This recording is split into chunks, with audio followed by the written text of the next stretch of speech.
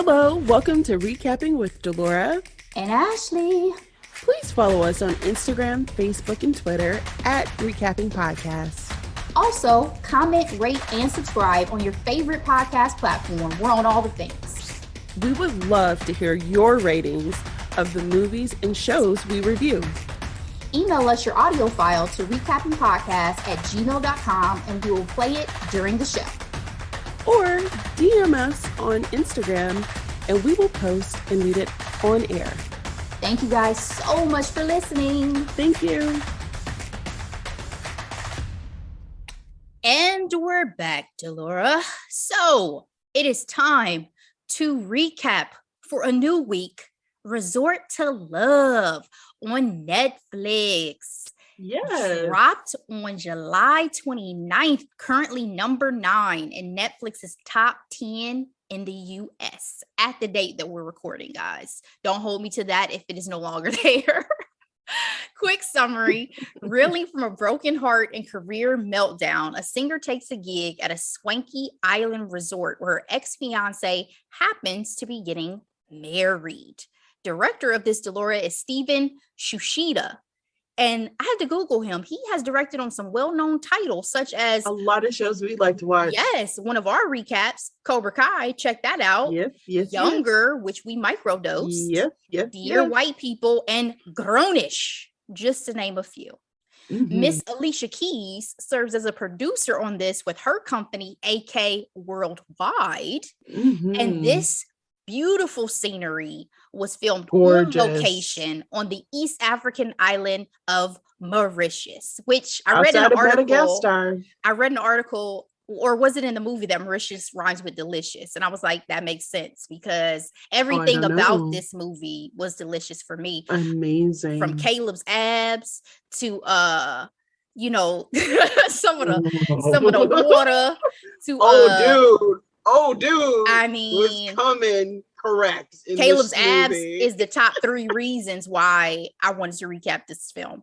Let's get into this cast real quick. We have Christina Milian as Miss Erica, our main character. We have me if you want to reach me. We have Jay Farrow as Jason. We have Sinqua Walls as Caleb.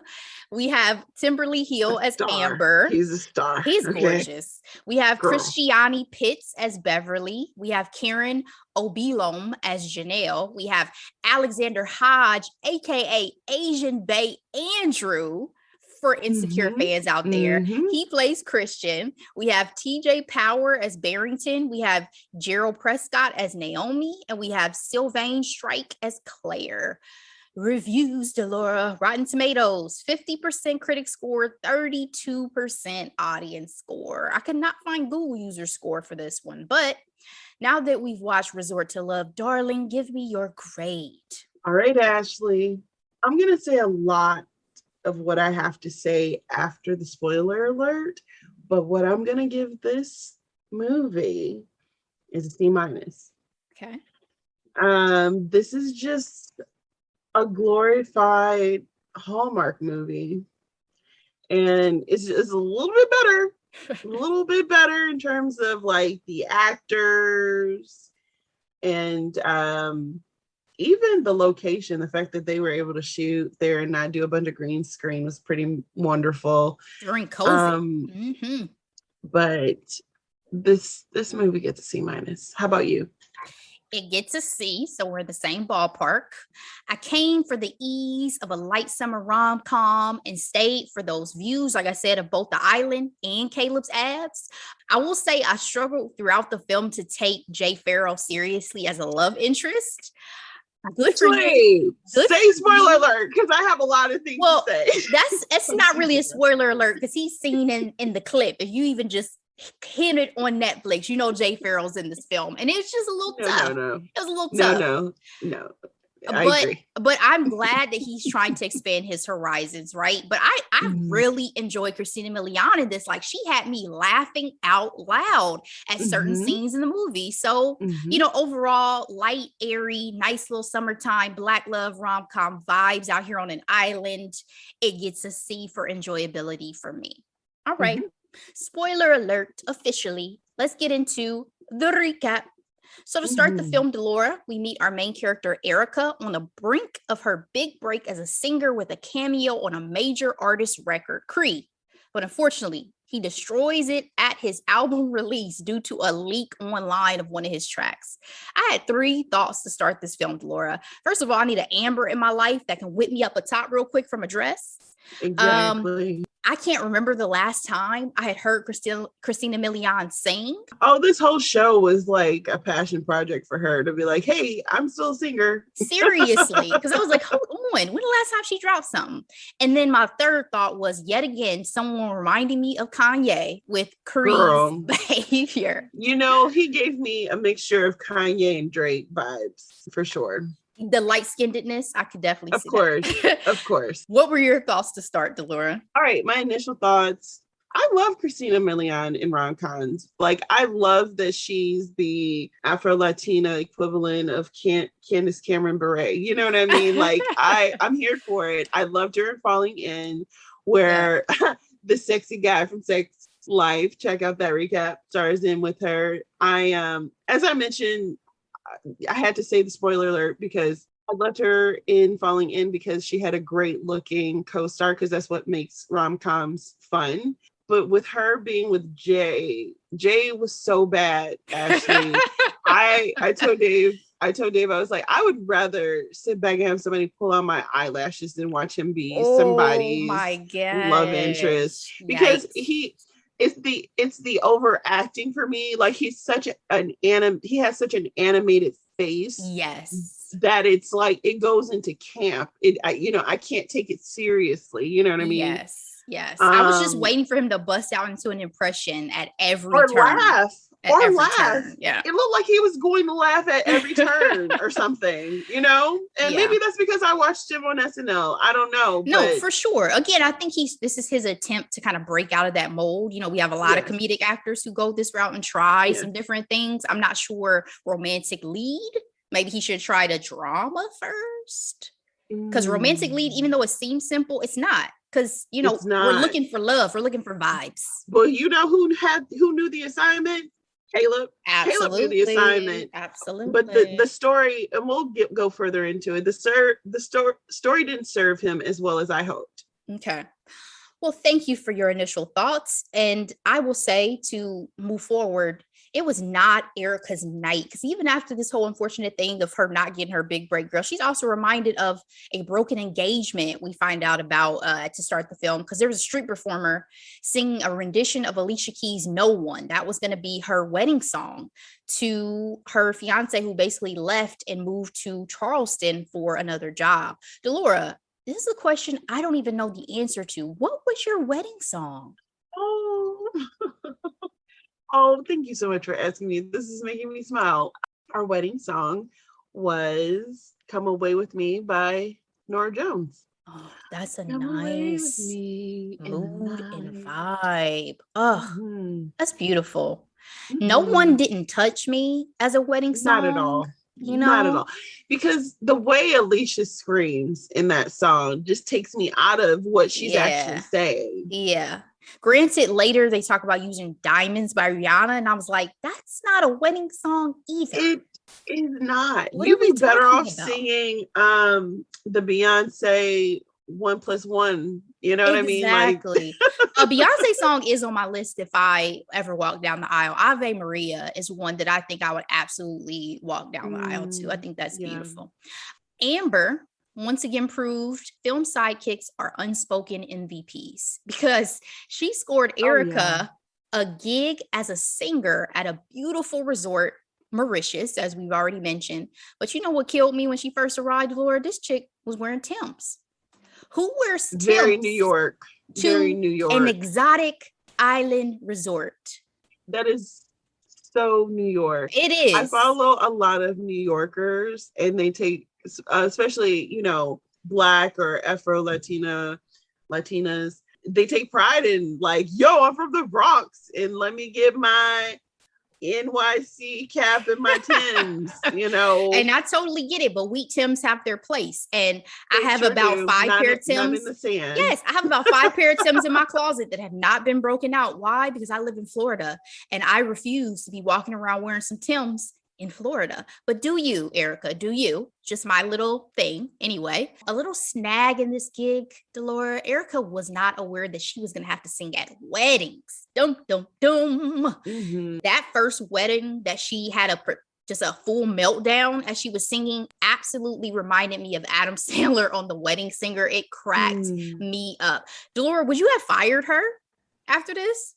Oh, absolutely. I was surprised that the manager came off so much as a hard ass, allowed her to keep her job, frankly. Exactly. Because I actually didn't find it funny. I was cracking up. Because for me, I'm watching this and I'm like, when are they going to cut this? It's still going. Why is this still going? Secondhand embarrassment. That's what I got.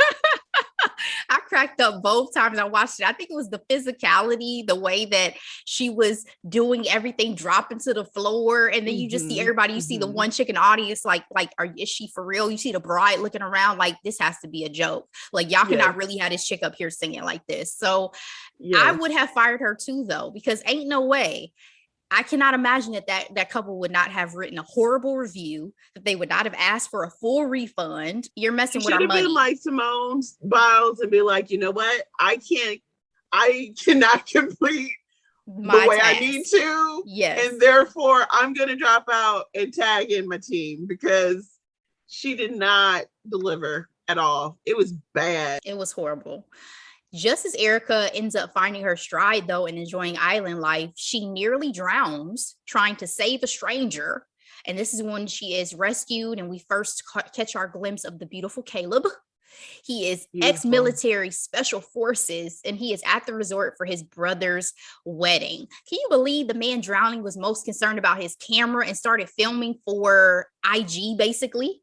I knew he was an idiot, and I knew she was going to go out there and he was going to do something stupid, which he did. Like, sometimes, I'm not saying don't help anybody, but the way he was like, help, and still frailing when she was right there, almost knocking her out. I mean, he would have killed them both. It was like, I got PTSD and I've never even almost drowned. It was so scary to me. Like, hold on. Because there's people really like that. Like, they panic. And so when you're trying to help them, they kill you too. Yes. My God. Thank God for Caleb's fine ass. Okay. Erica played it real cool with Caleb, though. He asked her for you want to go for a little drink? And she was like, I'm sure it's a tiny resort. I'm sure you'll find me. Girl, would you have gone for that drink? Oh, absolutely. Why would I play it cool with someone who looked like that? I don't understand. Like, what? Same. No, I would have had to control myself and not spend the entire day with him, of course. But we can get a tricky drink. It's okay. Now, see, the bad thing about me is that he would have gotten me a very unfiltered version of me immediately. Because when you start to put a little liquor in my system, woo, child, I don't know. I'm not a big drinker, especially with stranger danger, but fine, he is fine. So I give him the benefit of the doubt. I might have got a little loose lipped. I don't know what would have happened, but I definitely would have gone for that drink because ain't no way. I would have been like, this is God. Like, you don't see a man, you don't find a man that looks like this that just rescues you from drowning. Single, every available. Day. Like, ex-fiance who? Like, y'all are playing. First of all, her ex-fiance couldn't light a candle to him. To his brother, because that's what we about to get to. So unfortunately, turns out that the brother's wedding Caleb is at is the wedding of her ex-fiance, Jason. His military work truly kept him busy, Delora, because somehow, even though she dated this man for 4.5 years, she never met him. She never met Caleb before. So Jason decides to lie to his fiance, Beverly, and her sister about Erica. Mentioned she's just a friend from New York. Turns out his fiance was the first person he met when he moved to Charleston a year prior for that VP job. He had walked out a month before the wedding. Ouch. Would you have played along if you were Erica? I don't believe in lying, so probably not. No. Why would I lie for him? Why? And I know, the whole point of movies like this is the hijinks of it all, like the big lie. Exactly. You can't get caught. Have to build a plot. Yeah. Of course, I get it. But I don't know. I have to say the timeline was kind of confusing for me though, watching it, even the second time, because I was like, so how long were they broken up? Because A how year. long? So because their relationship was only about a year, correct? Yes. That's why she was like, Mm, oh, you only have been down in Charleston for a year. You engaged already and y'all done already planned a wedding and now y'all here getting married? Okay. that's a lot. That's a lot. Well, yeah. I think I would have been so taken off guard that I may not have said anything initially because I just would have been so overwhelmed by the reality of like what's unfolding. I may have been a little paralyzed in the moment, but I don't know if I would have played along as long as Erica does, because to your point, Yeah. why? Like, I don't owe you anything. You walked out, you dipped a month before the Yes. wedding. So I might have been a woman scorned and been very upset and really handled this in a way that would have hurt you and blew up your life potentially. Why wasn't his fiance suspicious enough of her though? They That's my made her question. very up in the clouds in that regard too, because I definitely Mm-hmm. felt like the way we saw it as an audience, you felt those vibes. She basically played into certain things during conversations to like make you suspicious of what their real dynamic is. And yet Mm-hmm. this woman, Beverly, is an intelligent woman, but y'all never have Yes. her for a second question like, so how did you meet Erica and how do you Yep. really know her and what type of Yep. friendship did y'all have? Because Yep. even if she was just a little F buddy, like, I don't want her around, you know what I mean? So yeah, they did not make Beverly very inquisitive. Well, to bring up Carlton's point from our microdose from last week, Ashley, how much of that information do you want from your significant other? I'm gonna need to know if you on if you're doing the things that Carlton was into for sure. I think there's a level of disclosure, but I think that also depends, because if you guys both establish that, hey, our past is off limits, we don't want to talk about that, we don't want to broach that, that's one thing. But there's also people who knowingly omit, and that's not an agreement that we have, right? So Yeah. if I'm asking you questions and I want to know about your past and you're lying to me about it, because in this case, this is a flat out lie. This is a lie to this woman's face. Yeah, I think my biggest rule is honestly like, don't have me looking like Boo Boo the Fool if you have seen this person naked. You know what I mean? Like, no, thank you. No, thank you. Yeah. Don't especially when we're at this point. This is our wedding. We're here to get married, and this is your ex-fiance who I've never heard about. But anyway, Erica does decide to keep this secret, and she even decides to join them in some group activities like breakfast and a hike, where she ended up having to rescue Jason from his paralyzing fear of heights on a rope bridge. I put in my notes, Jason is better than me even for the attempt. I do not do heights, but I would have done it. I definitely would have done it. And you know what I put in my notes for that section, Ashley? It's I'm paraphrasing Winston Churchill.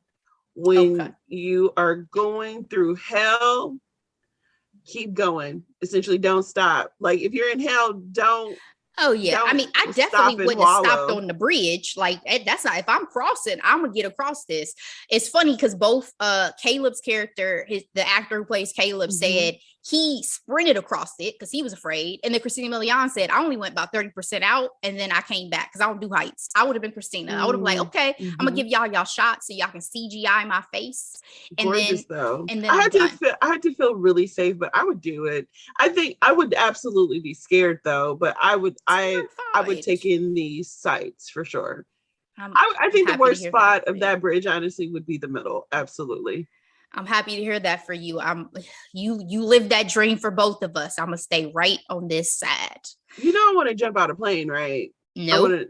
That's a goal. It's on the list. Bucket list. I have a few friends who have done the skydiving thing. Maybe I'll be like Will Smith and I'll do that a little closer to death when I'm a little bit older. I got y'all. All right. But the terrible thing for us to realize, and obviously for Beverly, is it seemed like because Christina had to go out and save this man, some feelings started getting a little rekindled. It seemed like he was questioning whether or not breaking up with Christina was the right thing. So let's talk about Beverly. What were your thoughts on Jason's fiance? Were you impressed? She had dreams of running for Congress. She works in policy development for the city council in Charleston. She was Miss Charleston. What'd you think of Beverly? I thought she was well acted by the lovely actress. I feel like I know Black women like her. You know what I mean? Very smart, very loving, very open. The way she was open to Christina Milian's character and inviting her to things because she wanted her fiance to have a taste of home, being from New York. Mm-hmm. I thought it was I just thought she was a little too trusting, obviously, and oblivious to the googly eyes that were being had behind her back.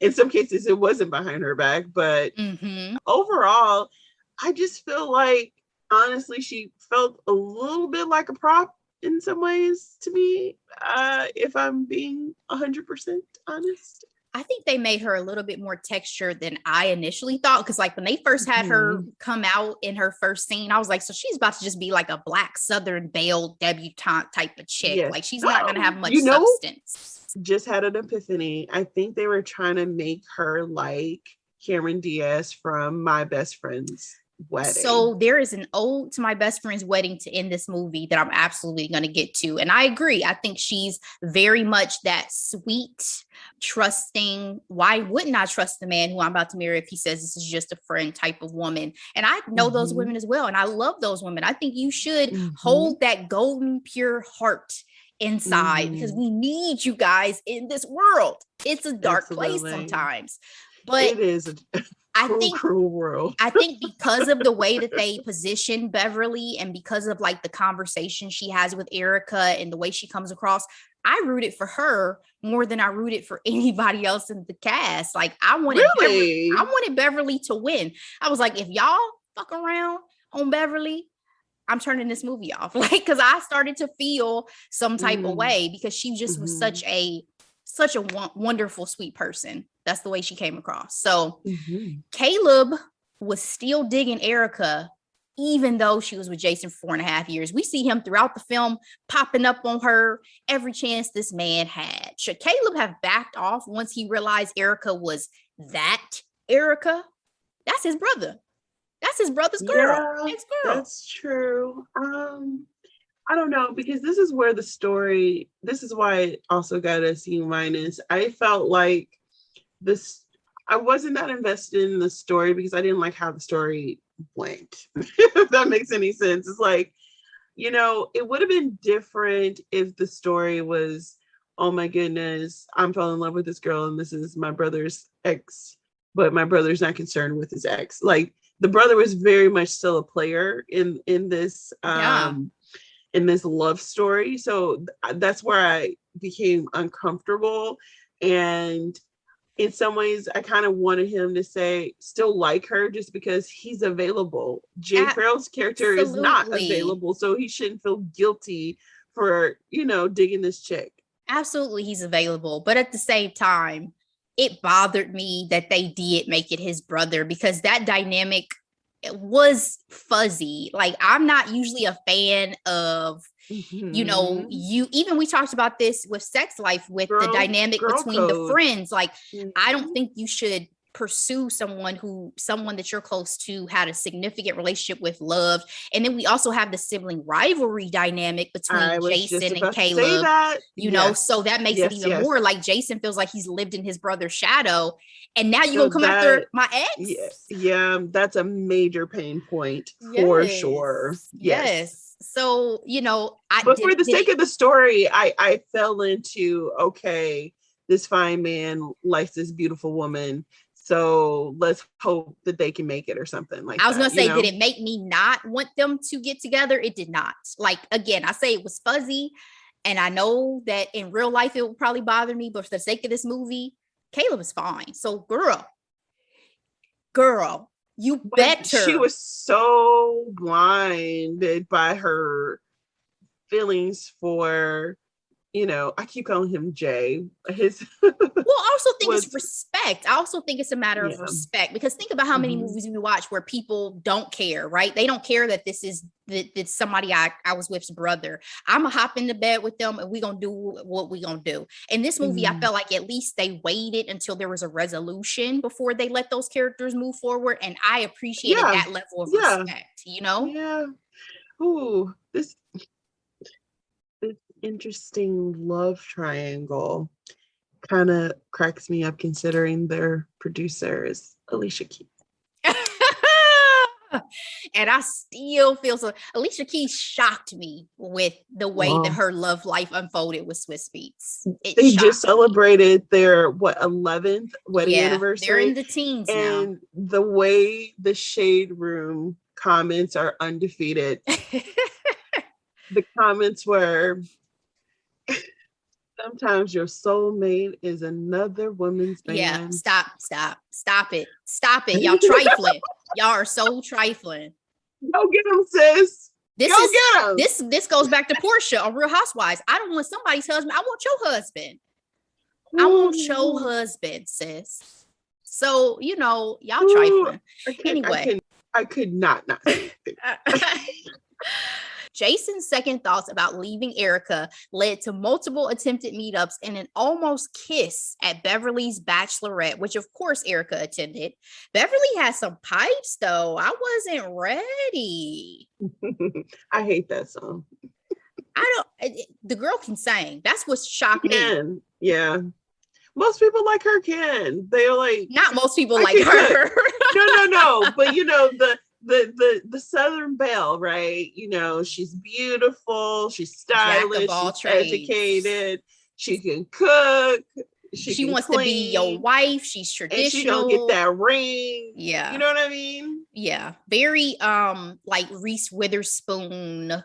Shout out to everybody who picked up what I just did there. All right, when Jason's parents arrived, who Beverly had never met, his mother put on a show. Was it child abuse to Laura that she used his body as a shawl on picnics? Oh my gosh. I didn't understand that at all. Naomi was a trip. It also was a red flag because mama's boys are not it. There's not it when it comes to relationships. It's like, at the end of the day, keep them, sis. Keep them. If you're going to make this a competition, which it should not be. I think in this case, at least he didn't feed into it. That's the difference between the real mama's boys. True. They're like, sure, mom. Yes, mom. Da, da, da. And you saw Jason kind of fighting against that, but she was entertaining as hell. And I appreciated them putting her craziness into the film because it was definitely entertaining to watch.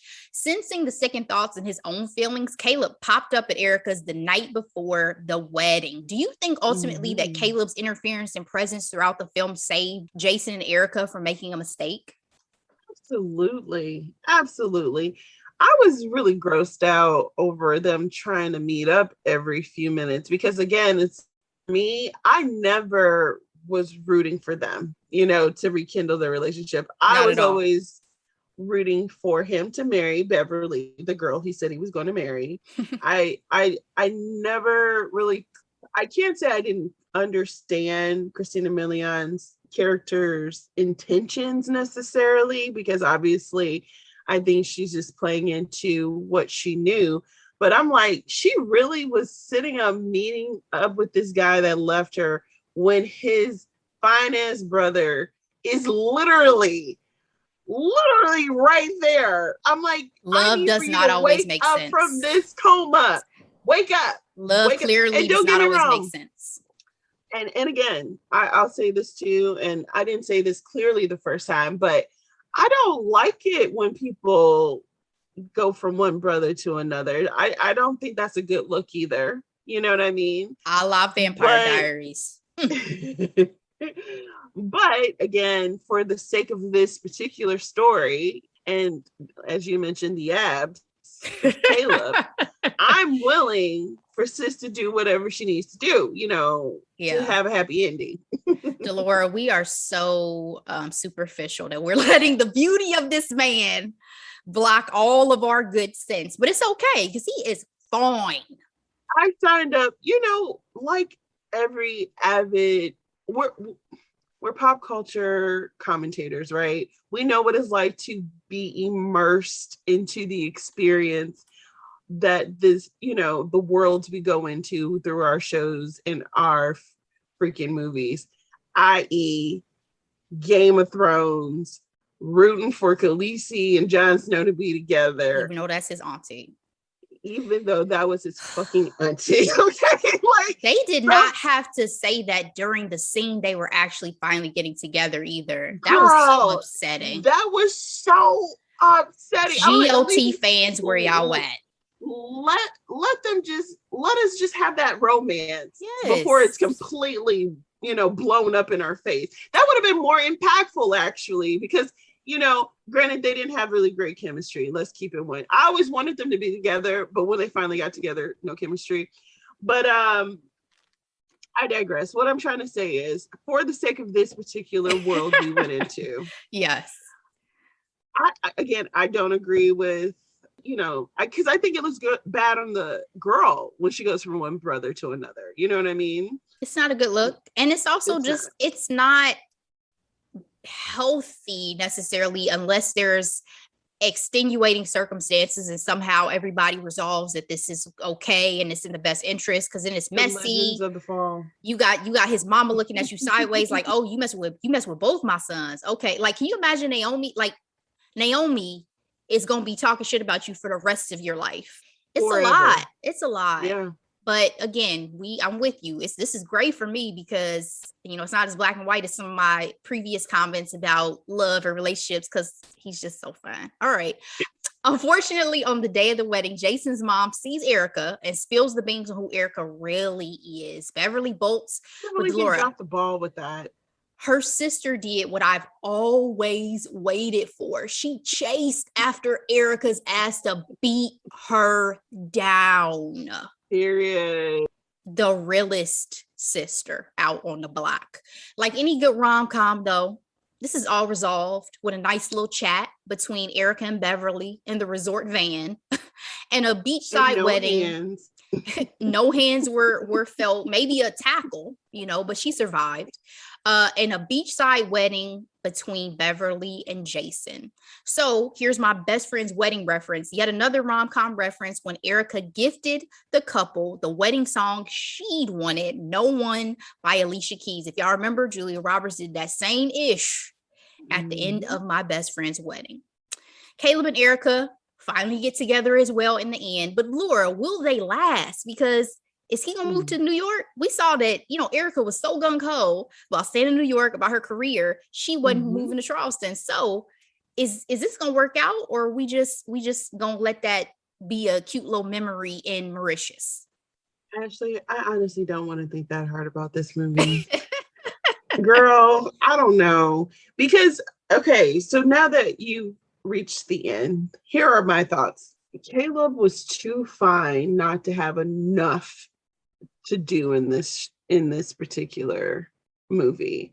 I felt like they spent so much time her exchanging googly eyes with Farrell, and I was so not invested in it. I feel like I was robbed from the chemistry and that tension that she could have had with Caleb, to give us more of a signal that, okay, he's the guy that she's going to be with, if that makes any sense. I get it. I just feel like it just went from her looking forward to Jay coming to her door and it was him, to them having a fun night, and then her still running after Jay saying, oh, well, it's okay, to like jumping on him at the end of the song. I wanted more of a build up and I didn't get it. I did not get it, Ashley. She hit him with that. She hit him with that Bachelor jump up. You know how whenever they on the Bachelor, they gotta hop up into the man's arms. Oh yeah. And don't get me wrong, that was sexy. That was hot. And they look good together, obviously. But it's that buildup that we talk about, that, exchanging glances from across the room, slightly touching hands. You know, that Yeah. that beautiful, like, you know, It was a butterfly little shallow stage for you in was terms of the love. extremely shallow. And Yeah. I felt like she spent too much time with a man who did not know how to act. Yeah, like I said, I agree. I think if they had cast somebody else instead of Jay Farrell in that role, it probably wouldn't have been a little more weighted. It may have been a little meatier. But at the end of the day, you know how we talk about, oh, we've done certain bubblegum TV like Emily in Paris. This is cotton candy film because it dissolves in your mouth and I forget all about it. Like, I'm not going to remember this movie in a week, but it was super surprised cute. You wanted to recap it. Well, so guys, when we were going to recap initially, it's just a little bit heavier, not super heavy, but just, you know, some information, some facts out there. We're going to get to it, but I was like, hey, it's still summertime. This just dropped. Why not talk about it's something like light and fluffy? Right. Light and fluffy. Again, it's just like we do bubblegum TV. This is cotton candy film. Okay. Absolutely. Absolutely. My final thoughts though, first of all, shout out to Erica's Island hairstylist because those ponytails were the bomb. I don't know who whipped up that I Dream of Jeannie and the one really long one with the like attachments, but I'm here for it and I'm gonna recreate some of those eventually. But I was left with a question, and this is deep for, as I just mentioned, cotton candy film. But do you have to need someone to really make a relationship work? Because I feel like they kept kind of coming back to that in terms of why his relationship with Erica didn't work versus his relationship with Beverly, Jason's. Because she's like, this was my dream. And Erica's like, marrying him was never my dream. And I didn't need him and I should have needed him. Delora, you're the married one. What do you think about that idea of your husband needing to be, or at least a family dynamic needs to be your dream and needing someone to really make the relationship work? I believe in a marriage or in a successful long-term relationship that you need two independent individuals. I feel like when you start the conversation of needing people, you kind of rabbit hole into codependency. And I think that's a dangerous, toxic place to be in a relationship. I feel like I would expect him to have respected her wanting a career and understanding that this is everything we do in life are chapters. That's just a chapter in her life. So in this particular chapter, she's not home as much as she would be in another chapter. You know what I mean? It's kind of like that conversation of having it all, but just not having it all at the same time. Yeah. It was a little disappointing to me that they included that because I felt like they wanted to present Beverly as this empowered woman who had a man who was going to support her. And yet I still feel like you're falling back into like traditional tropes of trying to say that this man, though, was her dream, her real dream. And, you know, not to say that I do not value and respect the opinions of, for sure, women who want to, you know, be stay at home and be a family structure and make that be their priority in life. But I think there's room for both. And I think that in terms of Christina Milian, I think what their relationship came down to was a lack of communication, because you're telling me neither one of y'all talked about the issues y'all were having. You just got up and dipped one day and was never to be seen again. Like, that's a communication issue. You could have told her, hey, I feel like you're working a lot. Do you still want to be in this? Because remember, even at the end, Christina's like, if you hadn't called off the wedding, honestly, I probably would have. So let's be honest and let's be clear about where we're at and what we're doing, and not make it seem like, oh, you didn't need me. I'm a man and you didn't need me. And that's the central reason why our relationship didn't work out. So I was a little bit disappointed in that. But again, that's me getting real deep on, on some cotton candy film. But I appreciate your wisdom as always, Delora, because I take these gems with me in my life. Okay. All right. And speaking of your wisdom, speaking of gems, honey, it's time for hidden gems. So hit me with your hidden gems this week. All right, Ashley, I have 2 this week. So my first hidden gem is an ill-fated series. It literally only had 1 season. It was on the CW. It's called Life Sentence. It came out in 2018. It has about 13 episodes. It's a dramedy, It's starring Lacey Hale. You know her from Pretty Little Liars. And essentially, it's about a young woman who was battling aggressive cancer. Everything that she did was essentially gearing up for her death. So her family was very protective. She managed to find the love of her life. And, he was protecting her and taking care of her.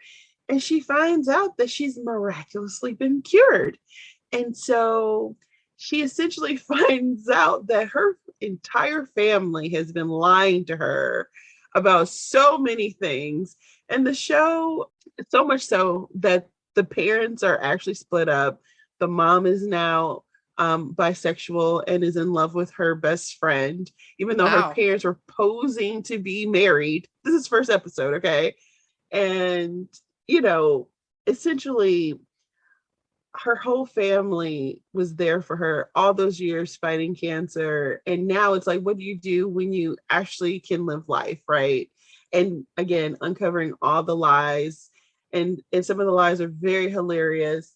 But I'm invested. You have this very handsome actor named Elliot Knight, who plays her husband, who's a British dude. And then even her brother, who comes off as an irresponsible drug dealer, played by Jason Blair. It has a lot of heart, and it's everything that I love from these type of shows that come on CW, you know what I mean? And although it's only one season, is quite entertaining, and I'm watching it on Netflix. All right, and in my second hidden gem, it is a podcast by the New York Times, The Daily Podcast. This particular episode is called The Story of Simone Biles. It came out July 30th.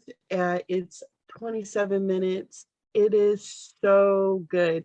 It really gives you the history of her dominance, right? So who she was before she became Simone Biles and who she is now, competing at her second Olympics in Tokyo. The episode did air before she actually performed her beam, but essentially they were talking about all the things that she had to overcome in her life, from dealing with a mother who was addicted, having to be adopted by her grandparents. Mind you, she had to be adopted by her grandparents because her mom wasn't feeding them and they were in foster care. And then having natural ability and being a superstar, and in the midst of all that, being a victim of sexual abuse and not being protected by the entity U.S. Gymnastics. I think they did a really great job giving you context of Simone and how much she accomplished. And it kind of puts a lot of the naysayers to rest, in my opinion, in terms of it's like, if she was able to overcome all those things, I think you need to give her a freaking break.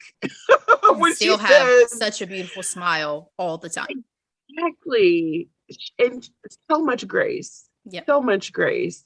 And, to what I was saying in our hot topics from last week, Ashley, it's like, can we give women who have proven themselves already grace, empathy, something, the benefit of the doubt, instead of just berating her? Especially with sports, people go so hard. Girl. These are humans. Yeah. And that's it, Ashley. Thank you. All right.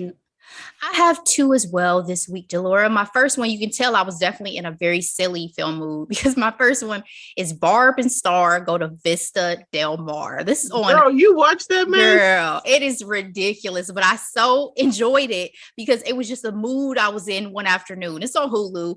Guys, it is this ridiculous comedy starring Kristen Wiig. Jamie Dornan is in it from, 50 Shades. It was so refreshing to see him kind of being really silly. Like he has this whole dance number that he does by himself. I mean, it was over the top, but I loved it. Kristen Wiig also serves double duty as two characters. I just basically said it's light and ludicrous. So if you're in the mood for anything that is super goofy humor with some nice little backdrops, they do take a little trip to Florida, which is Vista Del Mar. Check this out on Hulu. My second, Lux Listings Sydney on Amazon. Ooh, I live for a good real estate show. You sure do. I came for the real estate and I stayed for Deline.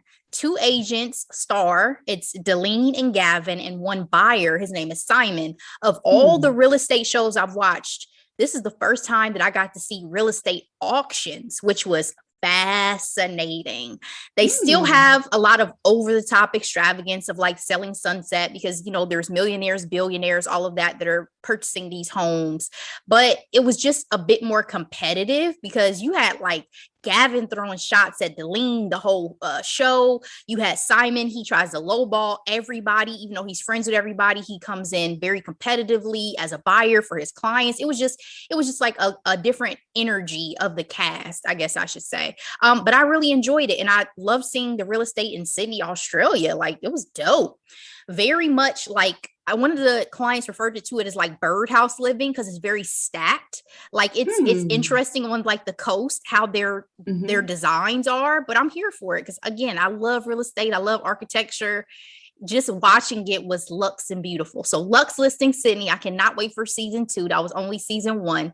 And those are my 2 hidden gems for this week, Delora. So guys, we're done for today, but guess what? We'll be back with another episode dropping on Thursday. Hot topics. We'll see what goes on this week that we feel like we need to spill a little tea and talk a little shit about. So, Delora, what else you got for the people before we get out of here? Thank you so much for listening to our podcast. Please check out our previous podcasts. Keep an eye out for 2 each week on Tuesdays and Thursdays. And we love you. Thank you. Guys, remember, follow us on all the things. Tell your family, tell your friends. We want to spread the word. Please give us a shout out on anything, any type of social media, and we will see you next time. Bye.